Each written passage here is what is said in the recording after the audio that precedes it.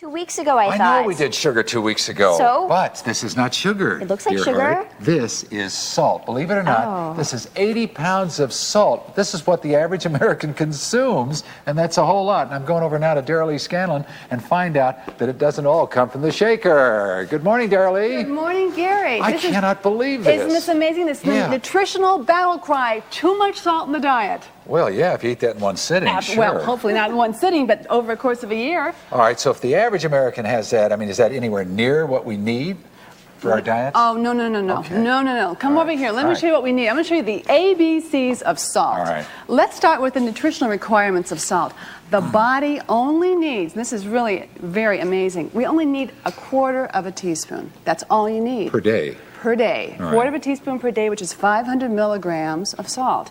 Now, what is recommended by the national health organizations and dietitians is that you consume no more than 1.5 teaspoons. That is the equivalent It's hard to read those, isn't it? Yeah. Of also, the fact they're pointed toward us. 3,000 milligrams. This is 1.5 teaspoons. Yeah. 3,000 that is the upper limit of salt.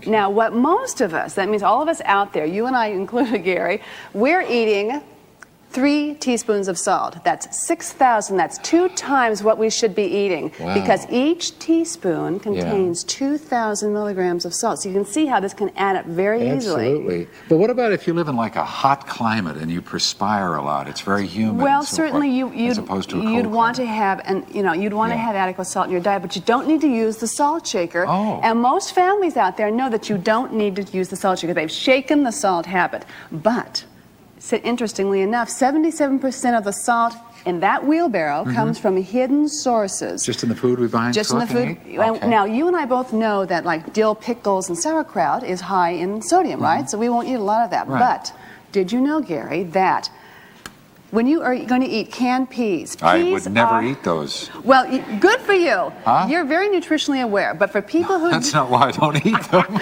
just like the I taste, just probably. hate them.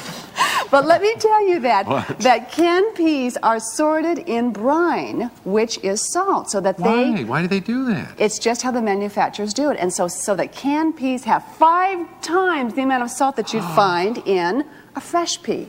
Better to eat a fresh pea. Now, if you were to take the canned peas and wash them, would you take most of that away, or is it inside the little peas? Well, it's inside the little pea, but you would reduce it probably by half. All right. Let's look at fruit. Now, would you think there's salt in this can of sliced peaches? No, because it's sweet. It's syrupy. Well, let me tell you that manufacturers, to remove the skin, they use lye. They put the fruit in lye, which you has serious? salt in it. So there's a lot of salt in these canned peaches. Lee, What's do a better we really choice? want to know this?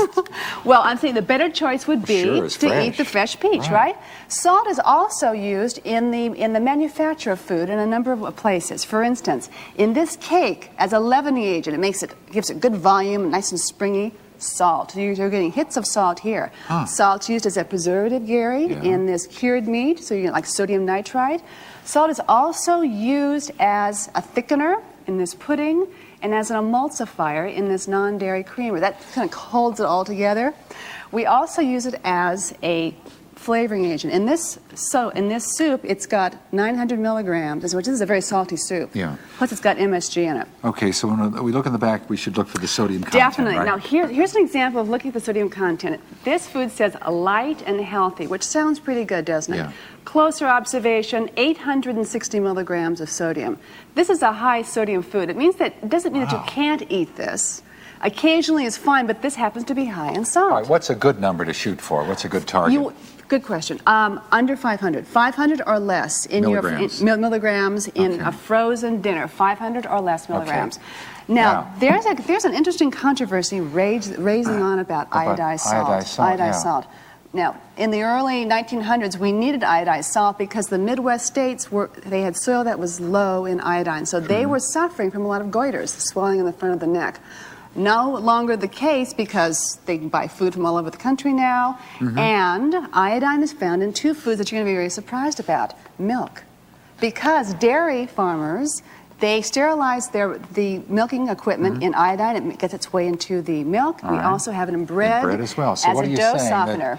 That if you... We don't need to use iodized salt. Okay. Better to buy plain salt. You don't need the iodized. Okay. Also, there's kosher salt, which is a little more coarse than regular salt, and there's sea salt, which has the same mineral content as regular salt. To help shake the salt habit, we've got salt alternatives. Here is a salt substitute, which has potassium chloride. You don't want to have aluminum in a salt substitute. I can't really tell the difference when I use those, by the way. Yeah. Oh, good. Oh, no, I think can't. that's fantastic. Do you ever use any of the herbal combinations without any salt in At them? the health food store, when I stop by there and have lunch every once in a while, I always use that, what is that stuff? This I got Mrs. No, there's one called Mrs. Spike Dash. or something. Well, so there's also parsley thatch, and this is Jamaican jerk. How about that? Yeah, but I always feel like I fell in someone's old garden when I do it, but what the heck. But it's a good way to shake that habit. Okay, thank you, Deralee Scanlon, very much. Thank it's always a pleasure to have you with us. Thank you, Gary. Nutritionist Deralee Scanlon.